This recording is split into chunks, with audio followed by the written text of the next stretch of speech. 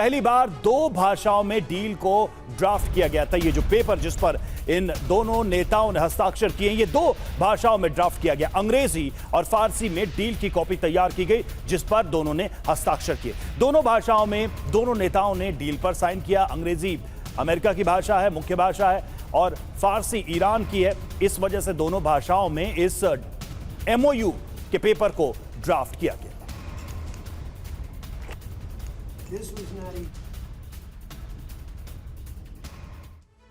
तो देखिए, इस डील से जुड़ी कई अहम बातें सामने आई हैं और खास बात यह भी है कि दो भाषाओं में अमेरिका ईरान डील को साइन किया गया है। ये जो पेपर्स थे एमओयू के, इन पर दोनों भाषाओं में दस्तखत किए गए हैं। जो इनसाइड स्टोरी है वो अब हम आपके सामने रखने जा रहे हैं। अंग्रेजी और फारसी भाषाओं में डील की कॉपीज पर हस्ताक्षर किए गए।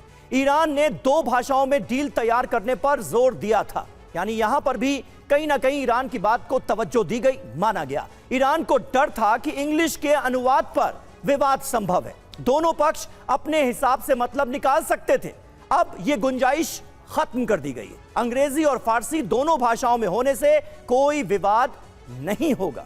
और ईरान ने सावधानी क्यों बरती ये भी देख लेते हैं। पहले पश्चिमी देशों के साथ कई समझौतों में अनुवाद पर विवाद हुआ है। JCPOA समझौते की शर्तों की व्याख्या पर भी विवाद हुआ था और इस वजह से इस बार दो भाषाओं में ड्राफ्ट किया गया और यही वजह है कि अब उसकी गुंजाइश तो कम ही दिखाई दे रही है।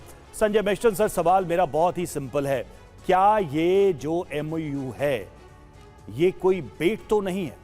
हर चीज ट्रंप मान रहे। वो ट्रंप जो किसी बात पर सहमत नहीं होते थे, वो दो भाषाओं में ड्राफ्ट करने तक की बात में ईरान के मैटर में अग्री कर जाते हैं।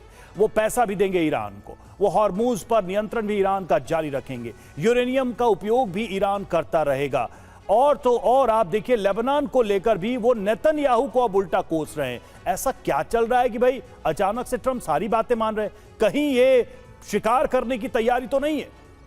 देखिए, इसके रवि कई पहलू हैं, लेकिन अगर इसको एक्चुअली में एनालाइज किया जाए तो देखिए, जब मिलिट्री कॉन्फ्रेंटेशन होता है, मिलिट्री कॉन्फ्रेंटेशन में एक पार्टी होती है अमूमन तौर पे जो विजयी होती है, और फिर वो एक उसके पास ताकत होती है नेगोशिएशंस करवाने की। लेकिन इस लड़ाई में प्रेसिडेंट ट्रंप को या अमेरिका को कोई विक्ट्री नहीं मिली ऑन ग्राउंड। थोड़ा उन्होंने डैमेज जरूर किया है, उनकी लीडरशिप को उड़ा दिया है, लेकिन क्या हकीकत में कुछ चीज़ें चेंज हुई हैं? उसका आंसर है कुछ नहीं चेंज हुआ है, बल्कि ईरान को सरवाइव कर गया है अच्छी तरह, और उसने ये प्रेसिडेंट ट्रंप को मजबूर कर दिया कि वो डील की तरफ भागें, क्योंकि मिलिट्री तौर पे उनको काफ़ी नुकसान हो रहा था। तकरीबन $30 मिलियन इस पे ये $बिलियन खर्च हुए इस थोड़े से दिन की लड़ाई में। तो कहने का मतलब है ये क्या ट्रैप है? मेरे को नहीं लगता है। ऑन ग्राउंड उनकी सिचुएशन ये हो गई थी कि उनको झुकना पड़ा, और अगर आप 14 पॉइंट्स में देखिए तो पूरा पड़ा भारी है ईरान की तरफ। जहां तक इजराइल का सवाल है, देखिए, इजराइल के अपने नेशनल सिक्योरिटी कंसर्न्स, ऑब्जेक्टिव्स बहुत क्लियर हैं। वो इस डील को अनदेखा करके रखेगा। वो उसके लिए अपनी सर्वाइवेबिलिटी और लोगों की प्रोटेक्शन बहुत टॉप प्रायोरिटी में, तो इसलिए वो ईरान के जो प्रॉक्सीज हैं, ईरान का न्यूक्लियर प्लान है और ईरान की मिसाइल्स है। बहुत ब्लंट का ट्रंप लूजर की तरह दिख रहे हैं इस MOU में। कुछ भी उनको मिला ही नहीं। बिल्कुल, नाम पर इस लड़ाई को शुरू किया उसका 1% भी उनको हासिल होता इसमें दिखाई नहीं दे रही। कैसा MOU है और ये MOU क्यों है जिस पर ट्रंप छाती ठोककर साइन कर रहे हैं और तालियां बटोर रहे हैं?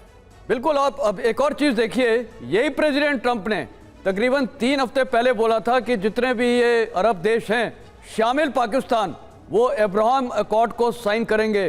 पाकिस्तान ने क्या किया? किसी कंट्री ने किया? बिल्कुल नहीं।